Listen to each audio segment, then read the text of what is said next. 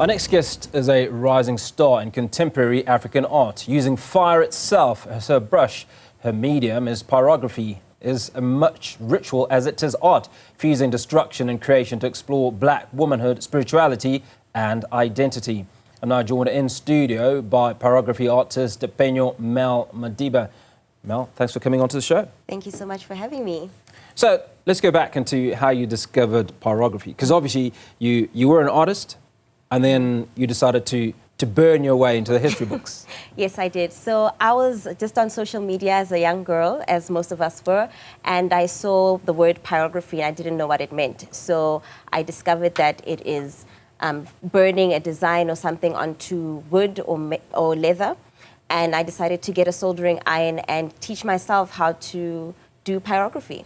So let's rewind a little bit, Mel. What sort of art did you do before you discovered burning art? So I did drawings and paintings a little bit, but I was actually studying interior design. So I was studying interior design at Vega, which was then DSSA, and I realized in my school projects that I would have a lot of wooden elements. So I think I was just gravitating towards wood, and when I discovered pyrography, it just felt natural to just figure out how I could do that, and I diverged into fine art. Is it more complicated than what you did before? Is it easier to do than drawing with a pen or a pencil or any other? So, I mean, I think it goes with practice. So I would say it's easier. But, I mean, there's not really a lot of room for mistakes. And unlike when you're painting or when you're drawing, you can erase or, paint over something. But if something is an eraser is not part of your... Not really, no. So I really have little room to make some errors. So what's the biggest piece that you've done? And when I say big, I'm talking about size specifically, but the most valuable piece or the most significant piece? Okay, so the biggest piece I did was a custom portrait of a transformer for a client. Right.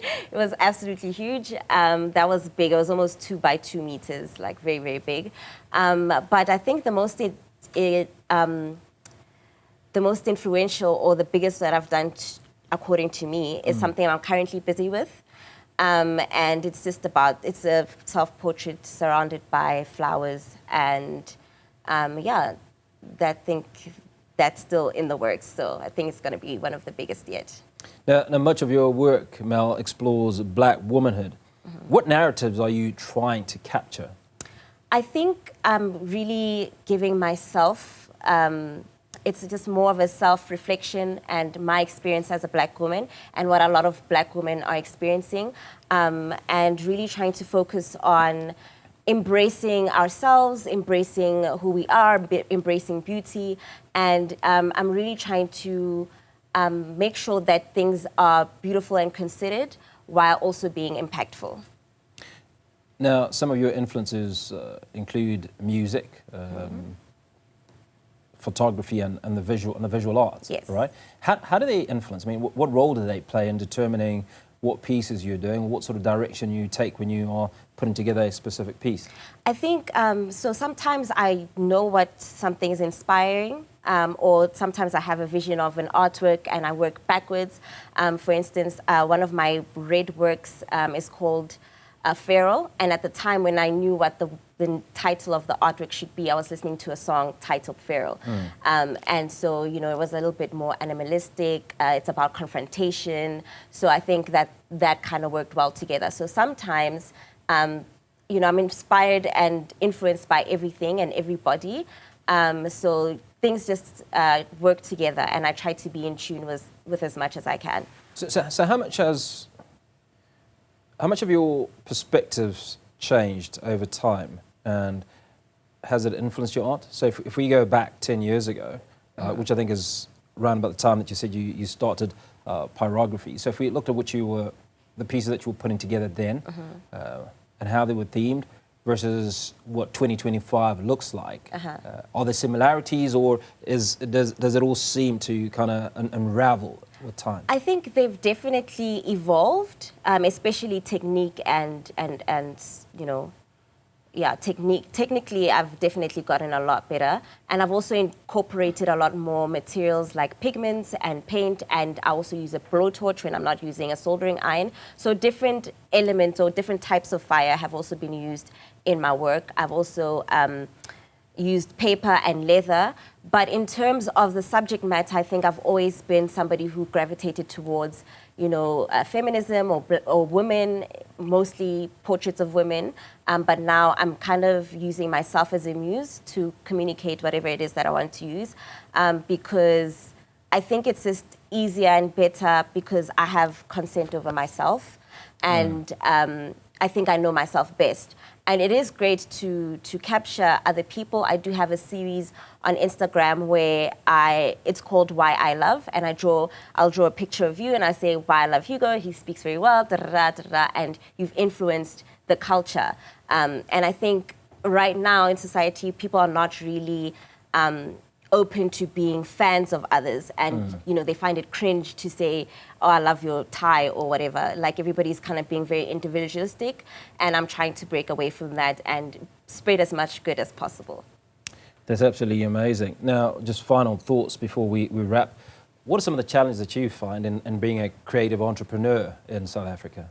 I think, there's been a lot of conversations about the industry and how difficult it is to penetrate, and how people are not really educated about art, or how galleries work. So I think those are just a lot of the challenges, and perhaps maybe just because my subject matter or my medium is not very common, so people don't know how to place it. So those have been some of the challenges that I've faced. I suppose exhibitions, Phenyo, when you go out, would offer you an opportunity to explain what your art is about, yes. right? Do you have many of those? I do. I have been part of quite a few group shows, and I've also had an open studio where I opened my home and studio up for people to see what I've been busy with. And so I'm really looking forward to being part of a lot more group exhibitions. So, we've just come out of Women's Month. Yes. And you're talking about celebrating and loving other people, other women. But in the process, the conversation obviously shifts to the amount of gender-based violence and the abuse that women are going through. Do you use your art? Do you think art is a tool to put across certain messages?